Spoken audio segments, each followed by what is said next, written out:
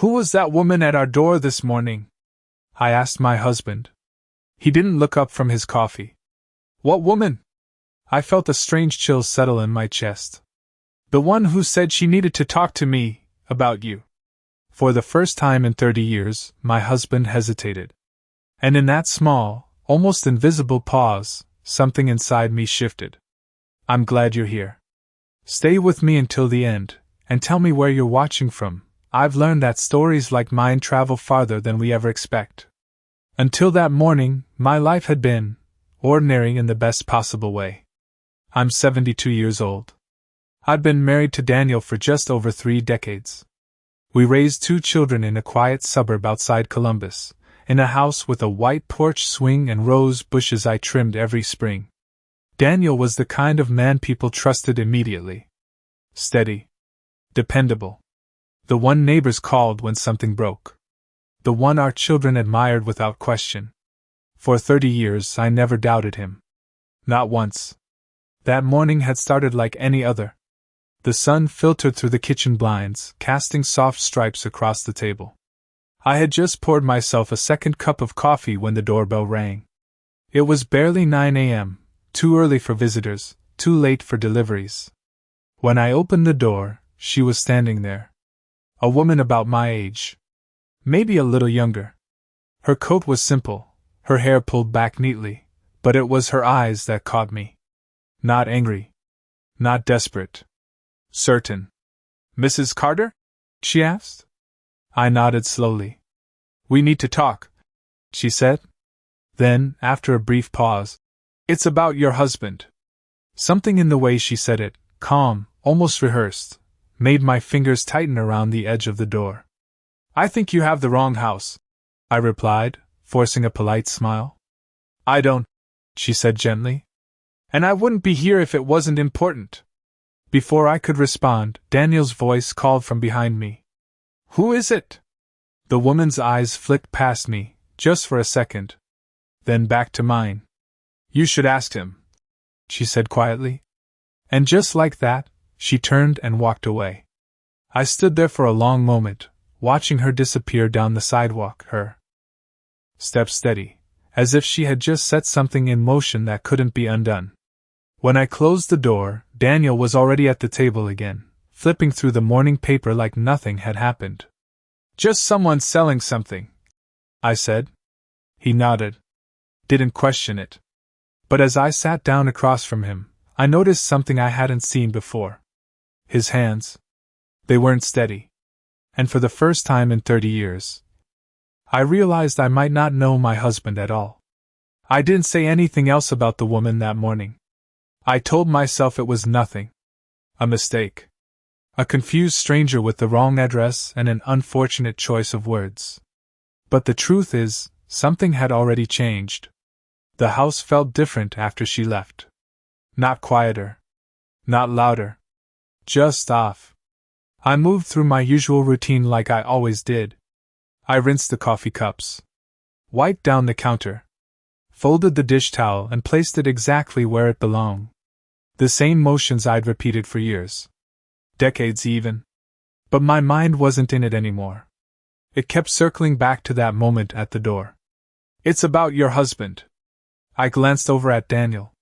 He was sitting in his usual chair, the one by the window, reading the paper like he had every morning for as long as I could remember. One leg crossed over the other. Glasses low on his nose. Calm. Predictable. Safe. That's the word I had always used to describe my life with him. Safe. "Do you have anything planned today?" I asked, trying to keep my tone light. He didn't look up. "Just a few errands. Hardware store. Maybe stop by the bank." The same kind of answer he'd given 100 times before. But now, I found myself listening differently. Measuring his words. Noticing the pauses. "Anyone stop by earlier?" I added, as casually as I could. That made him glance up. Just for a second. "No," he said. "Why?" I shook my head quickly. "Oh, I thought I heard the doorbell while I was upstairs." A small lie. The first one I could remember telling him in years. He held my gaze a moment longer than usual, then nodded and went back to his paper. And that should have been the end of it. It would have been, if not for the little things. The things I had never paid attention to before. That afternoon, his phone rang while he was in the garage. It wasn't unusual. What was unusual was that he had left it behind. I wasn't trying to snoop. I really wasn't. But the screen lit up on the kitchen counter. No name. Just a number. And beneath it, a message preview. She deserves to know the truth. My hand froze in midair. I didn't touch the phone. I didn't read more. But I didn't need to. Because in that moment, I realized something I wasn't ready to admit out loud. That woman hadn't come by mistake. She had come for me. And whatever she knew, my husband knew it too. That night I barely slept. Not because of what I had seen, but because of what I hadn't. For 30 years I had believed I knew every rhythm of this house. The way the floors creaked. The way Daniel cleared his throat before speaking. The way silence settled between us without ever feeling uncomfortable. But now, that same silence felt different. Heavy. Like it was hiding something. I lay beside him, staring at the ceiling while his breathing remained slow and even. If he was worried, he didn't show it. If he was hiding something, he had been hiding it well. Too well. The next morning, I woke up earlier than usual. The sky was still pale gray, the kind of quiet hour where everything feels suspended. I made coffee, but I didn't drink it. I just stood by the kitchen window, watching the street like I was expecting something, or someone, to appear again. She didn't. But the feelings she left behind stayed. Daniel came downstairs around 7:30, dressed neatly, like always. Pressed shirt. Clean shoes. Nothing out of place. "Morning," he said, leaning down to kiss my cheek. I smiled. Out of habit. "You're up early," he added. "So are you," I replied. A small pause. "I told you," he said, reaching for his keys. "I've got errands." There it was again. That word. Errands. Simple. Harmless. But now it sounded like a cover. "I might come with you," I said suddenly. The reaction was subtle. Most people wouldn't have noticed it. But I did. His hand stopped midway to the counter. Just for a second. Then he smiled. "It'll be boring. You hate the hardware store." "I don't mind," I said softly. Another pause. Longer this time. "Maybe another day," he replied, a little too quickly. "I'll be in and out." And just like that, the moment passed. Or at least he thought it did. I watched him leave through the front door. Heard the car start. Watched it disappear down the street. Then I waited. 5 minutes. 10. 15. I don't know what I expected. Maybe nothing. Maybe everything. But something told me this wasn't over. I grabbed my coat, my hands steady in a way I didn't quite understand. For 30 years I had followed routines. Trusted explanations. Ignored small inconsistencies. But not anymore. I stepped outside, locked the door behind me, and walked to my car. Because if there was one thing I knew for certain now, it was this: the truth doesn't knock twice. And next time, I wouldn't be the one left standing in the doorway. I didn't follow him right away. That would have been too obvious. Too unlike me. For 30 years I had been the kind of woman who trusted first and questioned later, if at all. The kind who believed that consistency meant honesty. That routine meant safety. So I waited. I sat back down at the kitchen table, folded my hands, and stared at the place where his coffee cup had been just minutes earlier. The faint ring it left behind on the wood felt strangely significant. Like a mark of something that had always been there, but I had never noticed. I gave him a 20-minute head start. Then I picked up my keys and left. The morning air was crisp, carrying that early hint of fall. The streets were quiet, familiar. I had driven these roads for years, grocery runs, school pickups, Sunday church. But that morning, everything felt different. I wasn't running errands. I was looking for answers. I didn't have a plan. I didn't even know exactly where he would go. But I knew his habits. The routes he preferred. The shortcuts he always took. And somehow, that was enough. I spotted his car about 10 minutes later. Parked. Not at the hardware store. Not near the bank. But outside a small cafe just off Maple Street. The kind of place we had never been to together. The kind of place that didn't belong to our routine. I slowed down, my hands tightening slightly on the steering wheel. His car was empty. Which meant he was already inside. For a moment, I considered driving away. Pretending I had never seen it. Going back home, making lunch, waiting for him to return with his easy explanations and familiar smile. I could still do that. I could still choose not to know. But then I remembered the message on his phone. She deserves to know the truth. I parked across the street. Sat there for a few seconds.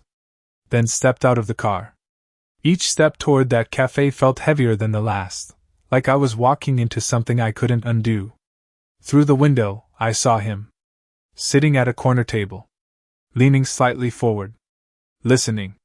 And across from him was her. The woman from my front door. She looked exactly the same. Calm. Composed. Certain. My breath caught, but I didn't move. I just stood there, watching them.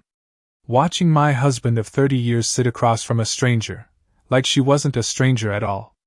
And in that moment, one thought settled quietly, unmistakably, in my mind: this wasn't the beginning of something. It was the continuation of something that had been hidden from me, for a very long time. I don't remember crossing the street. I don't remember opening the cafe door. But suddenly, I was inside. The smell of coffee hit me first, strong, bitter, familiar. The soft hum of quiet conversations filled the room, cups clinking against saucers, a low murmur of normal life continuing as if nothing had changed. As if my life hadn't just tilted. They hadn't seen me yet. Daniel's back was partially turned, his shoulders slightly hunched in a way I didn't recognize. He looked smaller somehow. Not the steady man I had known for 30 years. And her. She sat across from him, hands folded neatly on the table, watching him with that same calm certainty. Not nervous. Not hesitant. Like someone who had nothing to hide. I took a step closer.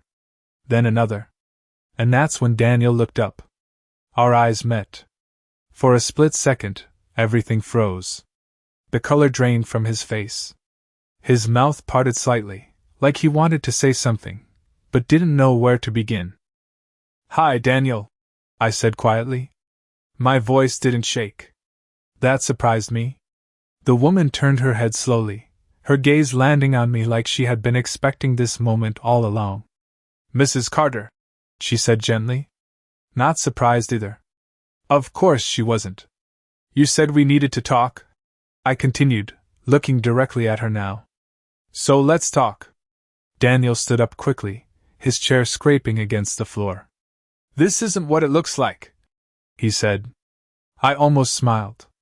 Not because it was funny, but because it was predictable. "Then tell me what it is," I replied. He hesitated. Again. That hesitation. I was starting to understand it now. It wasn't confusion. It was calculation.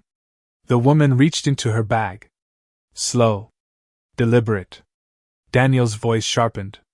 "Don't." But she didn't stop. She pulled out a small envelope. Worn at the edges. The kind of thing that had been kept for a long time. She placed it on the table between us. "I didn't come here to cause trouble," she said softly.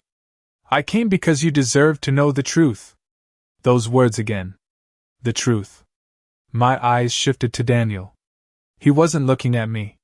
He was staring at the envelope. Like it was something he had been afraid of, for years. "Open it," she said. I didn't move right away. Because deep down, I already knew Whatever was inside that envelope wasn't just going to explain this morning. It was going to explain everything.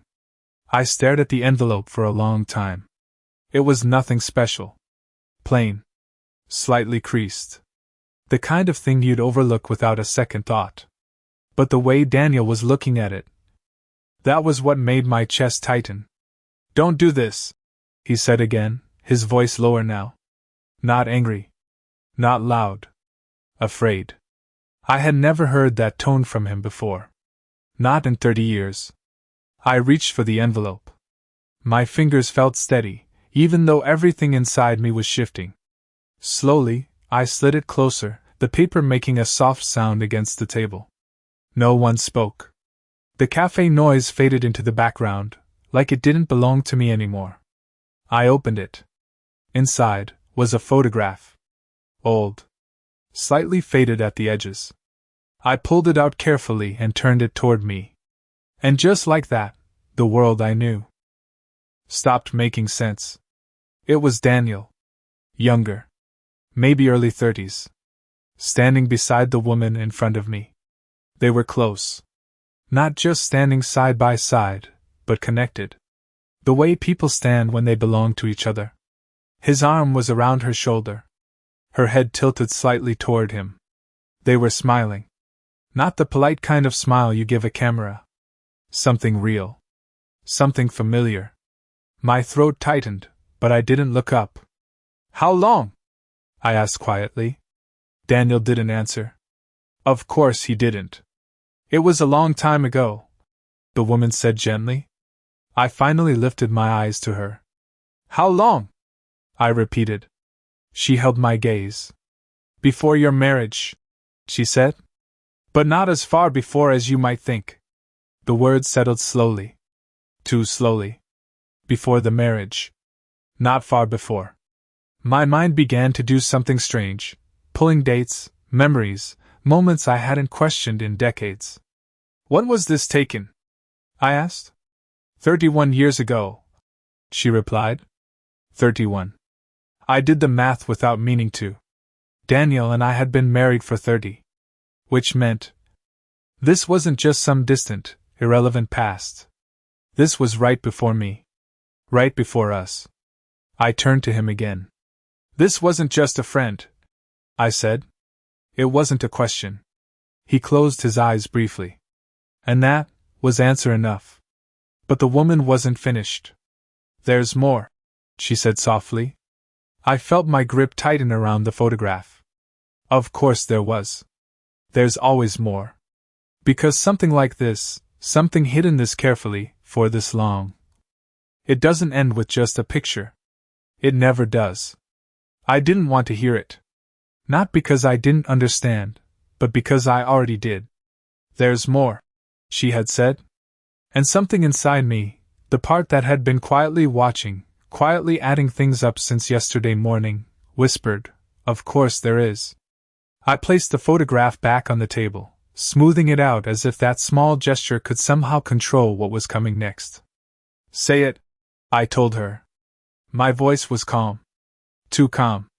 Daniel shook his head immediately. "We don't need to do this here." But she didn't look at him. She was still looking at me. "I wasn't planning to," she said. "Not like this. But you saw us. And you deserve the full truth." That word again. Deserve. It sounded heavy now. Like something people say right before everything falls apart. "What truth?" I asked. There was a pause. Not a long one. But long enough for Daniel to step forward, his voice tighter now. "It was a mistake," he said quickly. "A long time ago. Before we got married. I told you that." I turned to him slowly. "No," I said. "You said she was a friend." Another silence. Shorter this time. Sharper. The woman reached into her bag again. Daniel exhaled sharply. "Please don't." But she already had something in her hand. Another photo. Newer. Clearer. She placed it beside the first one. I didn't touch it right away. I just looked. At first, it didn't make sense. A young man. Maybe in his late 20s. Standing outside what looked like a college campus. Backpack over one shoulder. Dark hair. Familiar eyes. Too familiar. My breath slowed. Then stopped. I began, but the words didn't finish. She nodded gently. Yes. I felt something inside me shift, not break, not shatter, just move, like a piece of a puzzle sliding into place where it had always belonged. But I didn't want it to fit. When was this taken? I asked. Last year, she said. Last year. Not decades ago. Not something buried in the past. This was now. I looked at Daniel again. This time, he couldn't meet my eyes. How long have you known? I asked. He didn't answer. Didn't even try. And that silence. It told me more than anything he could have said. I turned back to the photo. To the young man. To the face that carried pieces of my husband in ways that couldn't be explained away. And that's when the truth finally stopped knocking. And stepped all the way in. This isn't just about the past, I said quietly. No one argued. Because we all knew. This was something that had been living alongside my life. All these years. I didn't cry. Not then. Not in that cafe, with strangers sitting just a few feet away, stirring their coffee and living their ordinary lives. I just sat there, looking at the photo. At the young man. At the truth I had somehow lived beside, without ever seeing it. How old is he? I asked. My voice sounded distant. Like it belonged to someone else. 30, she said softly. 30. The number landed heavier than anything else. Because it didn't just confirm what I was thinking. It aligned perfectly. With our wedding.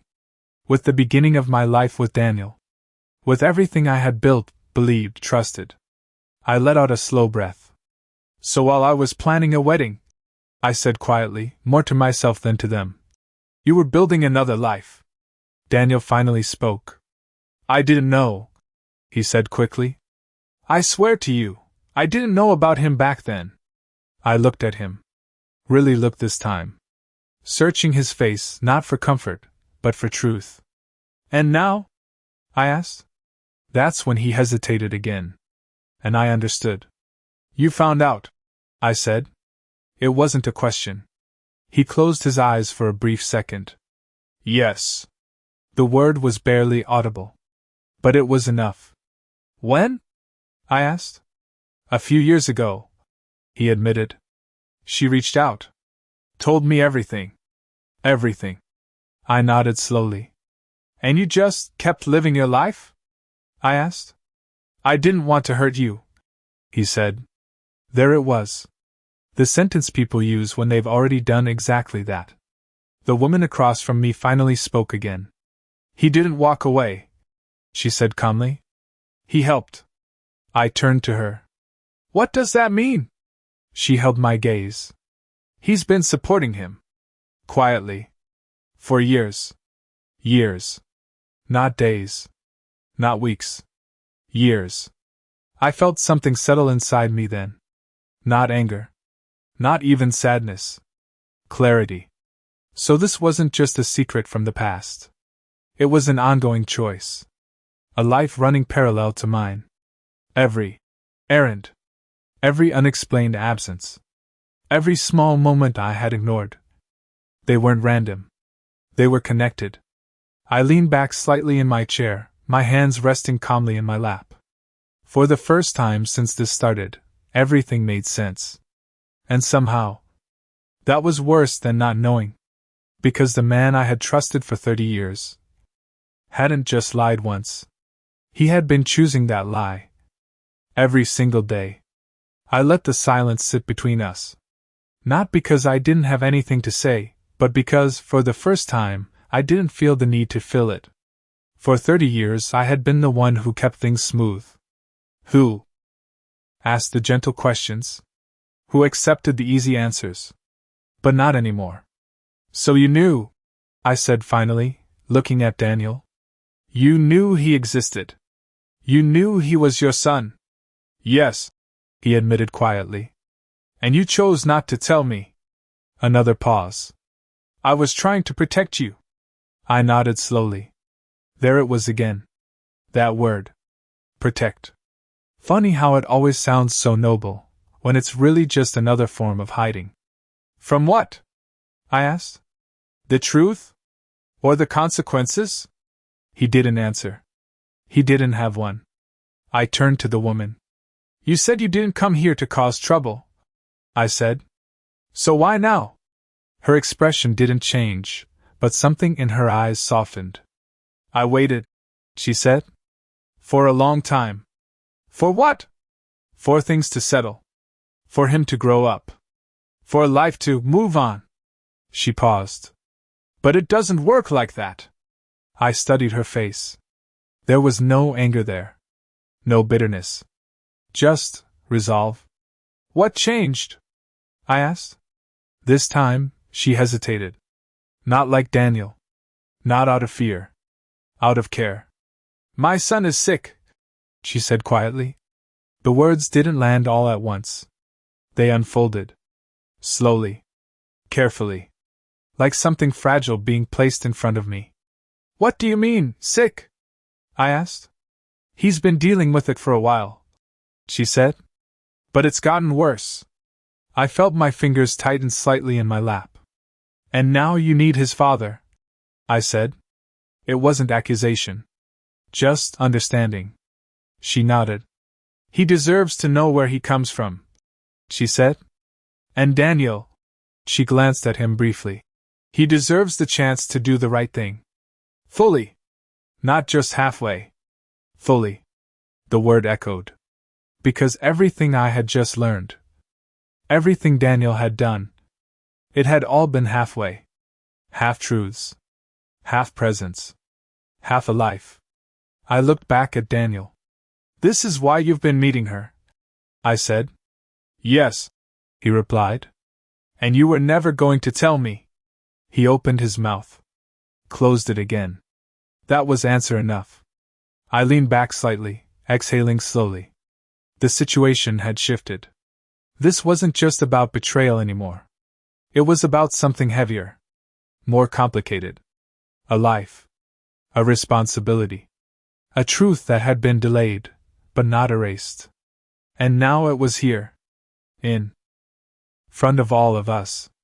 Waiting. Not just to be acknowledged, but to be faced. I didn't speak right away. Not because I was overwhelmed, but because everything had suddenly become very clear. For years I had believed in a version of my life that felt complete. A husband who came home every night. A marriage without cracks. A past that stayed in the past. But now I could see it differently. There had always been another timeline, running quietly beside mine. And I had simply chosen not to look. When were you going to tell me? I asked. Daniel didn't answer immediately. He rubbed his hands together, a small nervous habit I had never paid attention to before. I was trying to find the right time, he said. I let out a slow breath. The right time? I repeated. It's been years. I know, he said. I didn't want to destroy what we have. That sentence might have meant something to me yesterday. But not anymore. You didn't protect it, I said calmly. You just built it on something I didn't know existed. Silence. Not sharp this time. Just final. The woman across from us shifted slightly, her voice still steady. I didn't come here to take anything from you, she said. I know what you've had with him. I'm not trying to replace that. I looked at her. For the first time, not as an intruder, but as someone who had been carrying a truth I was only just beginning to understand. Then why does it feel like everything is being taken? I asked quietly. She didn't answer right away. Because there wasn't a simple answer. My son doesn't have time for things to stay hidden anymore, she said finally. He needs clarity. He needs honesty. Not just from Daniel, but from all of this. All of this. The word hung in the air. This marriage. This life. This illusion. I turned back to Daniel. He's going to meet him, isn't he? I asked. Yes, he said. Not hesitant this time. Certain. That certainty told me something important. This wasn't a question anymore. It was already happening. And where does that leave me? I asked. That was the first time his expression truly broke. I don't know, he admitted. And strangely, that was the most honest thing he had said all morning. I nodded slowly. Because for the first time, I didn't know either. Not who I was in this new version of my life. Not what 30 years meant when part of it had been hidden. Not what came next. But one thing was clear. This wasn't just about uncovering the truth anymore. It was about what I was going to do with it. And that was something no one else could decide for me. I sat there for a moment longer. Not because I needed more answers, but because I needed to understand what I was about to become. For 30 years I had been a wife. Not just in name, but in habit, in routine, in identity. Every decision, every plan, every quiet morning and shared evening had been built around us. And now, there was no us. Not in the way I had believed. I looked at Daniel one more time. Really looked. The man sitting in front of me wasn't a stranger. But he wasn't the man I thought I knew either. He was both. And somehow, that was harder to accept than either option alone. I'm not going to ask you to choose, I said finally. My voice was calm. Steady. Both of them looked at me. Surprised. Because that's what people expect in moments like this, isn't it? A demand? An ultimatum. A breaking point. But I had already passed that point, quietly, somewhere between the photograph and the truth. This isn't about choosing between two lives, I continued. You already made that choice. Every day. For years. Daniel lowered his eyes. He didn't argue. He couldn't. I turned to the woman. And you, I said gently. You didn't come here to destroy anything. She shook her head softly. No, I believe you, I said. And I meant it. Because now I could see it clearly. She hadn't broken my life. She had revealed it. There's a difference. A painful one, but an important one. I stood up slowly, my chair sliding back with a quiet sound that seemed louder than it should have been. Either of them moved.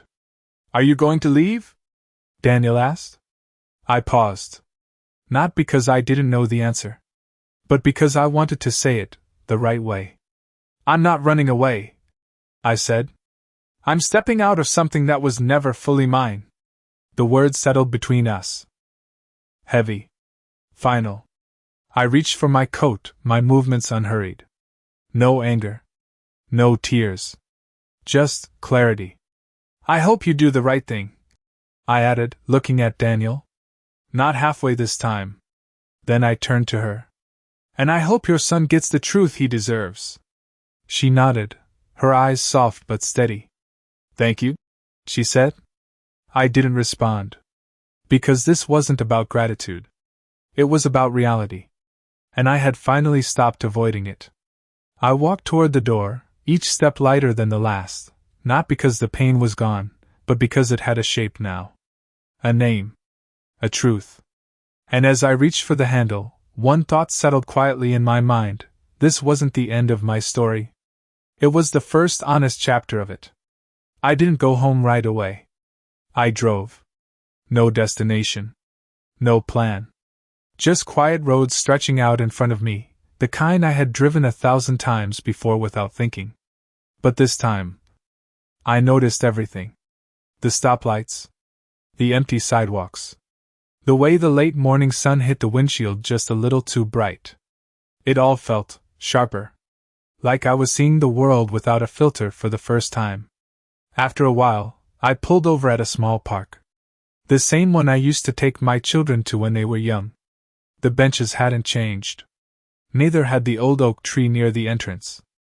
I sat down. And for the first time since this all began, I let myself be still. No questions. No searching. Just truth. 30 years. That's how long I had believed in something that wasn't entirely real. Not fake. Not meaningless. But incomplete. And maybe that was the hardest part to accept. Because the life I had lived wasn't a lie. It just wasn't the whole story. I thought about Daniel. About the man I married. About the man sitting in that cafe. They were the same person. And yet, not. I thought about her. The woman who stood at my door with quiet certainty. She hadn't come to take anything from me.